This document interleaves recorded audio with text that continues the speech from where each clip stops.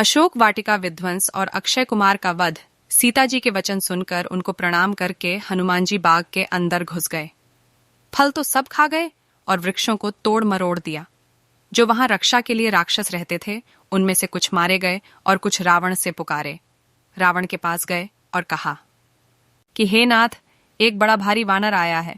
उसने तमाम अशोक वन उजाड़ दिया है। उसने फल तो सारे खा लिए हैं और वृक्षों को उखाड़ दिया है और रखवारे राक्षसों को पटक पटक कर मार गिराया है। यह बात सुनकर रावण ने बहुत सुभट पठाए राक्षस योद्धा भेजे। उनको देखकर युद्ध के उत्साह से हनुमान जी ने भारी गर्जना की। हनुमान जी ने उसी समय तमाम राक्षसों को मार डाला। जो कुछ अधमरे रह गए थे वे वहां से पुकारते हुए भाग कर गए। फिर रावण ने मंदोदरी के पुत्र अक्षय कुमार को भेजा। वह भी असंख्य योद्धाओं को संग लेकर गया। उसे आते देखते ही हनुमान जी ने हाथ में वृक्ष लेकर उस पर प्रहार किया और उसे मारकर फिर बड़े भारी शब्द से जोर से गर्जना की। हनुमान जी ने कुछ राक्षसों को मारा और कुछ को कुचल डाला और कुछ को धूल में मिला दिया। और जो बच गए थे वे जाकर रावण के आगे पुकारे कि हे नाथ, वानर बड़ा बलवान है। उसने अक्षय कुमार को मारकर सारे राक्षसों का संहार कर डाला। हनुमान जी का मेघनाद से युद्ध। राक्षसों के मुख से अपने पुत्र का वध सुनकर रावण बड़ा गुस्सा हुआ और महाबली मेघनाद को भेजा और मेघनाद से कहा कि हे पुत्र, उसे मारना मत, किंतु बांधकर पकड़ने आना, क्योंकि मैं भी उसे देखूं तो सही वह वानर कहाँ का है। इंद्रजीत मेघनाद, इंद्र को जीतने वाला, असंख्य योद्धाओं को संग लेकर चला। भाई के वध का समाचार सुनकर उसे बड़ा गुस्सा आया। हनुमान जी ने उसे देखकर यह कोई दारुण भट्ट भयानक योद्धा आता है ऐसे जानकार कटकटा के महाघोर गर्जना की ओर दौड़े। एक बड़ा भारी वृक्ष उखाड़कर उससे मेघनाद को विरथ अर्थात रथहीन कर दिया तथा उसके साथ जो बड़े बड़े महाबली योद्धा थे उन सबको पकड़ पकड़कर हनुमान जी ने अपने शरीर से मसल डाला। ऐसे उन राक्षसों को मारकर हनुमान जी मेघनाद के पास पहुंचे। फिर वे दोनों ऐसे भिड़े कि मानो दो गजराज आपस में लड़ रहे हों। हनुमान जी ने मेघनाद को एक घूंसा मारकर वृक्ष पर जा चढ़े और मेघनाद को उस प्रहार से क्षण भर के लिए मूर्छा आ गई।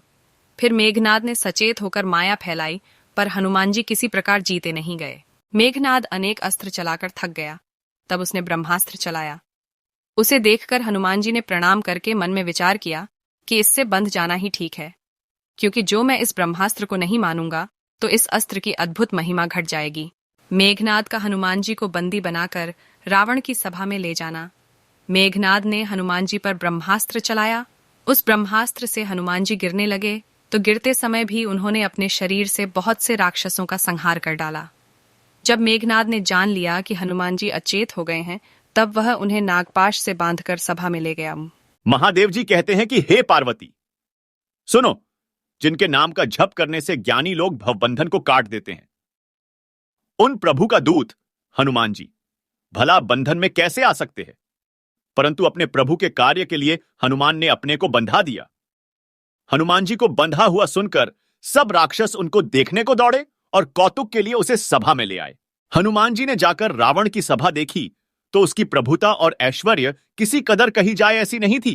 कारण यह है कि तमाम देवता बड़े विनय के साथ हाथ जोड़े सामने खड़े उसकी भ्रूकुटी की ओर भय सहित देख रहे थे।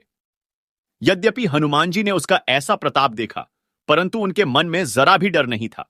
हनुमान जी उस सभा में राक्षसों के बीच ऐसे निडर खड़े थे कि जैसे गरुड़ सर्पों के बीच निडर रहा करता है। रावण हनुमान जी की ओर देखकर हंसा और कुछ दुर्वचन भी कहे, परंतु फिर उसे पुत्र का मरण याद आ जाने से उसके हृदय में बड़ा संताप पैदा हुआ।